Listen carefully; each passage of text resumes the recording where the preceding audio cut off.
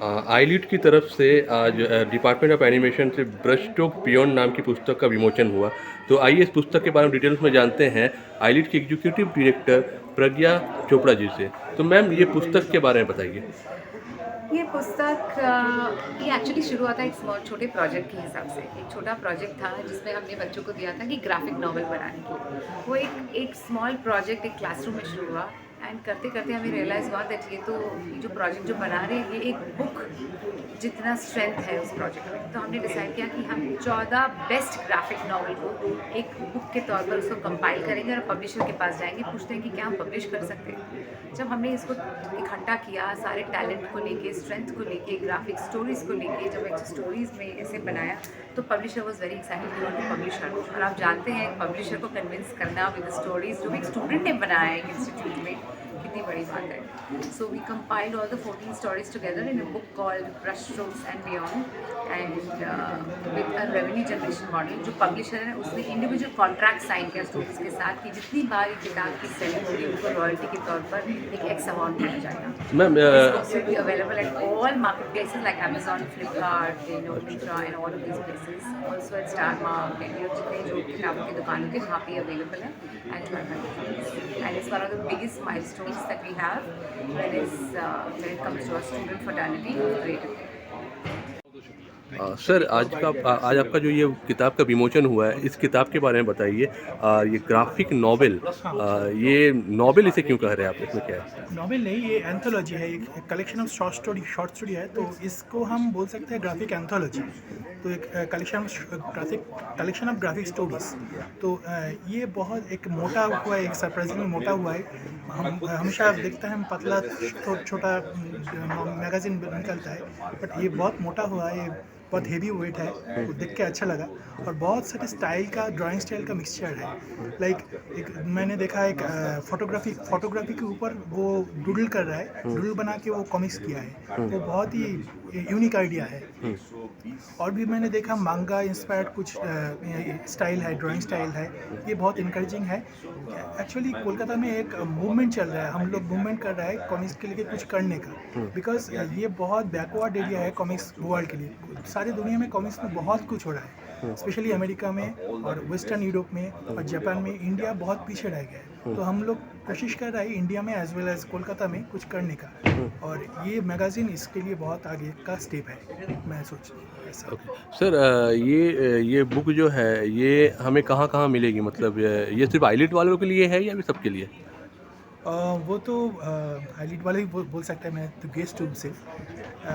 I think Kaushik बता सकता है या इंद्रनील बाबू बता सकता है अच्छा अच्छा। कहाँ मिलेगा। तो ये एक्चुअली मैंने देखा है एक किंडल में मिल रहा है, किंडल अमेजन में किंडल में मिल रहा है।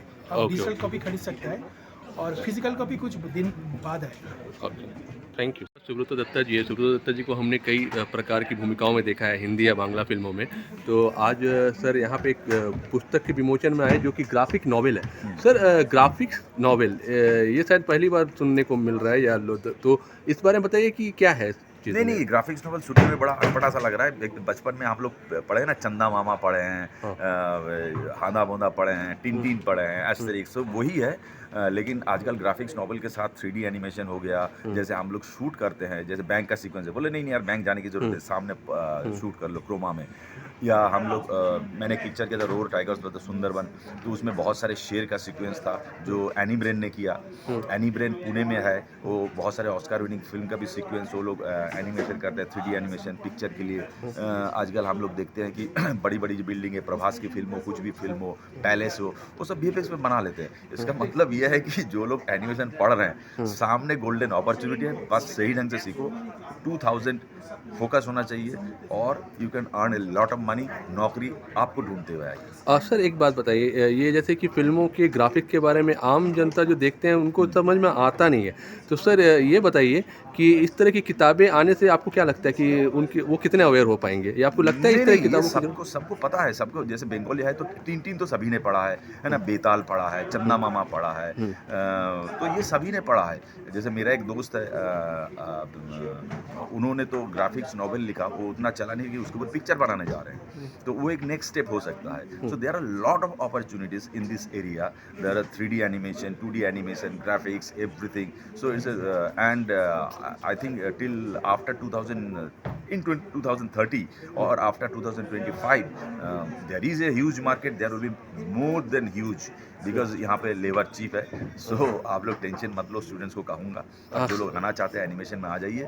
बिल्कुल सर, एक सवाल थोड़ा अलग है, जैसे कि कहा जाता है जैसे कि नवाजुद्दीन सिद्दीकी जी की एक बाइट थी जिसमें उन्होंने कहा था कि ग्राफिक्स का जिस तरह से अभी फिल्मों में प्रयोग हो रहा है उससे अभिनेताओं पे एक खतरा है, मतलब खास करके चरित्र अभिनेताओं पे. तो सर आप चरित्र भूमिकाएं काफ़ी निभाते हैं और लोग पसंद भी करते हैं, तो आप इस बारे में बताइए कि आपको क्या लगता है ग्राफिक्स क्या अभिनेताओं को ख़त्म भी कर रहा है फिल्मों में?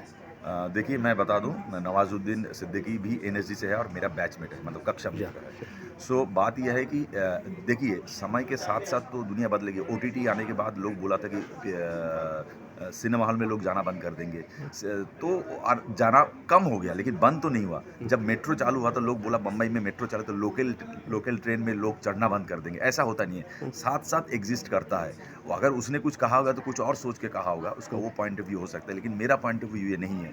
इसमें एक चीज़ का खतरा है, जो लोग आर्ट डिज़ाइन करते हैं, जो लोग प्रोडक्शन डिज़ाइन करते हैं, उसमें आर्ट डायरेक्टर का काम कम हो जाएगा. उसमें एक्टर का कुछ फ़र्क नहीं पड़ेगा.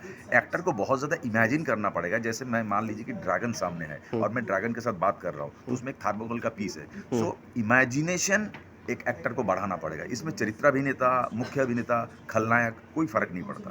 सो मुझे लगता है कि प्रोडक्शन डिज़ाइन आर्ट डायरेक्टर का काम कम हो जाएगा. सारा कुछ कंप्यूटर में जैसे तैयार हो रहा है तैयार होगा, बाकी तो चीज़ें चलती रहेगी. Thank you sir.